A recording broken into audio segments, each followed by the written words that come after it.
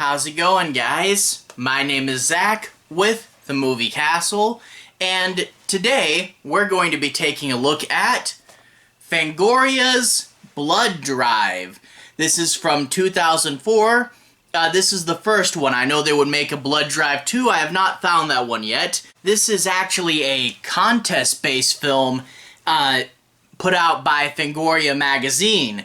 The idea being that you submitted your film into this contest and they'd pick the top winners and they would go to this DVD and be on a film. So yeah, it's a anthology horror contest, and these were sent in by people from all over the country, and if you flip to the back of the DVD, it actually tells you where they're all from. So cool to see a bunch of indie horror in this entry. The first Blood Drive, hosted by Rob Zombie. That's pretty cool. I like a lot of Zombie's films. Cool to see him again here, but strangely enough, not in the movie, in the DVD menus. You play the movie itself, I thought it would be like some little introduction, and then Zombie pops up and introduces the films in the movie, and then we would transition into them. No. They put him in the DVD menus, and he's kind of standing there like, "Hey guys, this is Rob Zombie, and we're looking at Fangoria's Blood Drive." So yeah, it's kind of weird that he's in the menus and not the movie. But one thing he does say is he says this is Fangoria's first DVD, and you can really see their excitement and how it's like, oh, the magazine's on a DVD now. And yeah, this is from 2004. It's very, very 2004, you know. There's like web links in the back of the DVD, in the special features and stuff, and just the whole presentation of this. But anyway, talked about this being a DVD for a bit. The actual shorts themselves, they're fine. and I don't want to say that too often, but I was looking through my notes earlier and I'm like, yeah, it's fine, it's fine. And the thing is, these are low to no budget movies from 2004. They were all submitted as part of a contest, so you can't really complain too much about a no budget film made a lot of times by amateurs. And yeah, they're not the best things ever, and strangely enough, a lot of them do fit into similar tropes. Like, I was wondering if it was some requirement for the contest to have a light with a very strong red gel. But man, some of these shorts, it's way more mood and atmosphere, very grungy. And sometimes you're like, it's cool shots, but what's going on in the story? What are we doing? What? You know, so there is some of that. And yeah, you kind of get the feel for what filmmaking was like on the amateur scene at this time, because, you know, this was back before, you know, camera technology was as good, because nowadays it's digital and it's so easy to pick up a camera and shoot, you know, and back then it was a little harder, editing was harder, the software wasn't as good as today, and it was much more effort to get a short out there, and you can really see the work on the screen, even if it's not the best. You know, it is a real good time capsule for what indie film was like 20 years ago. And gee, yeah, 2004, 2023, boy, how the years fly. Almost 20 years, gee. But that being said, all the shorts are still fun enough. Don't expect anything too crazy. But there are things like there's a couple zombie stories, there's a couple comedy stories, there's a good little spattering of different kinds of horror, but it's all really 2004 grunge, and it's interesting as a time capsule, that first and foremost, and the rest, the stories themselves, yeah, a little hit or miss, but, you know, especially considering what they are, they're fine. I guess without further ado, let's talk a little bit about each story. I'm not going to do any major spoilers, but I do want to quickly go through them all and share my thoughts. Opening up with The Hitch, we hear on the news that they've uncovered a mass grave, some serial killer has been active, and a woman is hitchhiking. She gets in a car with a guy and his wife's asleep next to them, and they start to talk about the mysterious goings-on. Now, there's a few twists and turns in this which do keep it interesting and make it a little bit more fresh than your average hitchhiker story. Some of them are a little big and out of the blue. There's one that's really clever and feels like a real urban legend type deal. Overall, this is probably the best of the stories. Cool, a little bit different. Next, A Man and His Finger. This guy is cutting lettuce and he's really tired and chops off one of his fingers. The finger then comes alive and he develops a very strange relationship with it. It's a comedy story that goes in some unexpected ways and really does feel like something you would see on Adult Swim back in the day. A really strange story, comedy with kind of its own sense of logic. You cut off your finger and it runs away. Well, just put a bandage on it and go to bed, I guess. Weird, kind of funny story. Up next is Inside.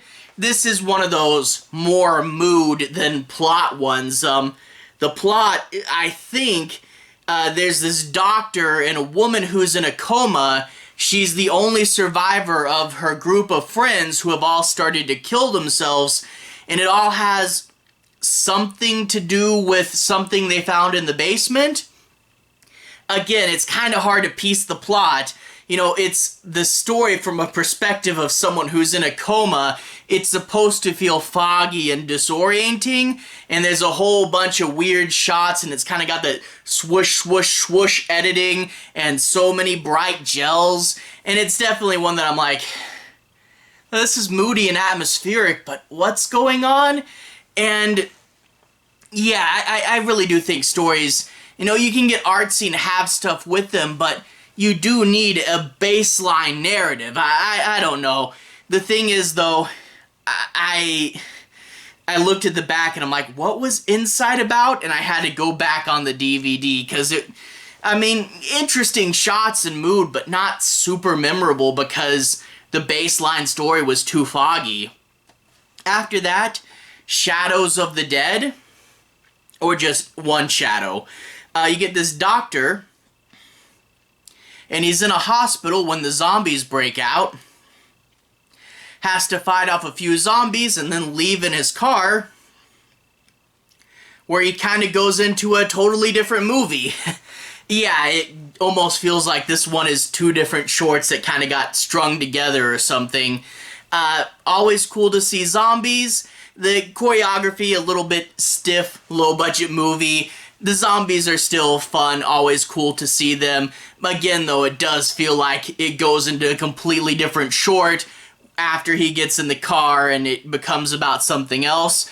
Fun fact, though, the radio on the car in this short would seem to imply that this takes place in the world of Night of the Living Dead. So, that's cool. A Living Dead short stuck in the middle of this. It's fine. Up next, Mr. Eryams. E-R-Y-A-M-S. Eryams.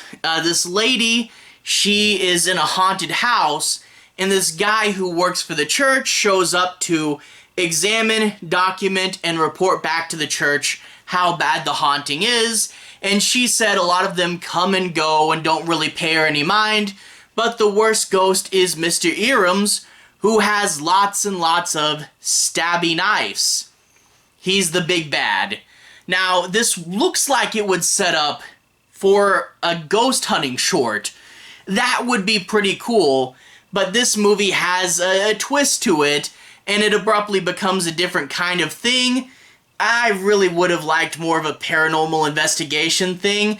This story pulls off a bigger twist than maybe a short should do, and I feel like if you wanted to do a twist like this, it kind of needed to be more snappy, like something you see just at the very end and the character's like, what? No! But I don't know. It's alright. Yeah, I'm gonna say that a lot for a lot of these. It's fine. After that, we have disturbances. You get this woman. She's alone at home with a couple of dolls. You see her face on the news briefly, and after that, the dolls and some ghost of small children start to haunt her. Hence, disturbances. And this one is fine. You get, low budget 20 years ago special effects, like the dolls or something scratches her ankle and you see the stop motion scars come on, and a lot of the special effects with the dolls, pretty easy to see how they're done, but it's kind of low budget charm there. And I will say the reveal as to what's going on here, it's a DVD. If you pause and actually read all the text when her face flashes on the news, you have a pretty good idea where this story is going, even though they don't tell you all of it. So that ruins the ending a little bit there. Overall, not the biggest, best thing ever, but fun, cheesy, indie special effects from 20 years ago. Gotta love the dolls, gotta love the ghost kids. Although that being said, there's a few scenes where the ghost kids are on screen too long and she would definitely have seen them. But whatever. The thing for this movie, once again, it's fine. After that, Song of the Dead. They talk about how there's zombies, and some people who are isolated don't know about them yet, i.e. hikers and campers. So it's a zombie apocalypse. This guy who's hiking doesn't know about it. He gets attacked and bit. And once this happens, he starts to sing. And he'll sing as he transforms, and the song will be about more zombie-related things. It's a fun concept, especially the idea of following the string of consciousness after the transformation. I think that's cool. But that being said, it is a little abrupt. I was expecting another couple minutes in here, but it kind of gets to one point, and not even like a big climactic thing. It's just, okay, here's the next step, and we're done. And I'm like, oh, really? We're ending there. I was expecting a little bit more, but, you know, again, it's a short from 20 years ago made on no money, so what can I complain about?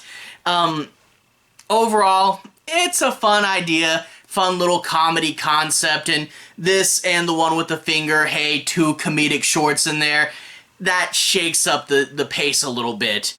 They also have 2 bonus features in here, and it really does feel like these are like the video versions of what would have been magazine articles. So it is cool to see that, you know, they're bonus features, but they definitely feel like part of the product, especially because these interviews have absolutely nothing to do with the shorts. They're just things that horror fans might be interested in. One, a tour of Clive Barker's studio as he prepares for the release of the second Aberrat book.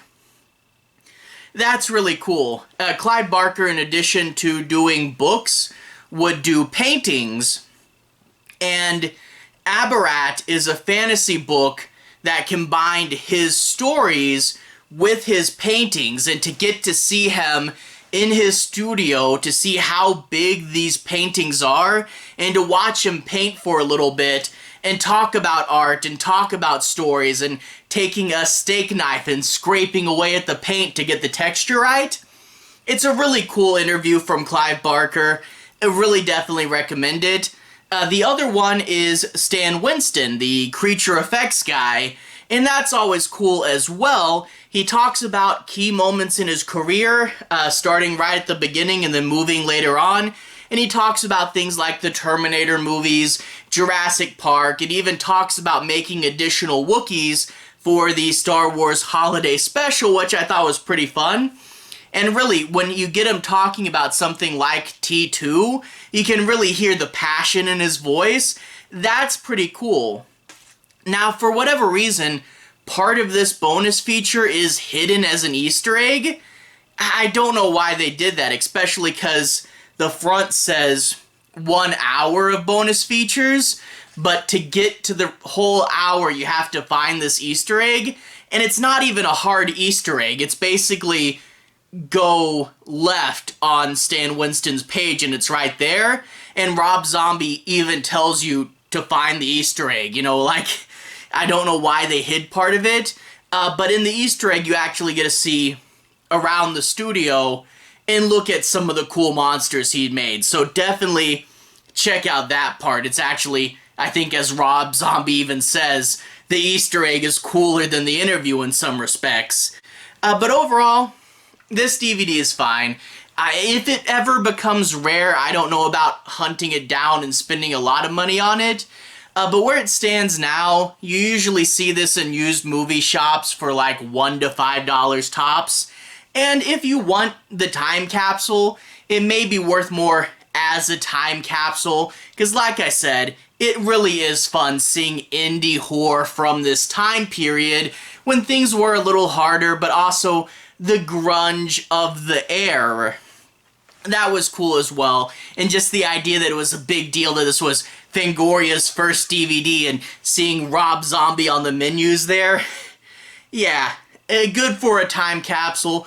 Good to flash back to almost 20 years ago. Don't spend a ton of money on it, but it is an interesting thing.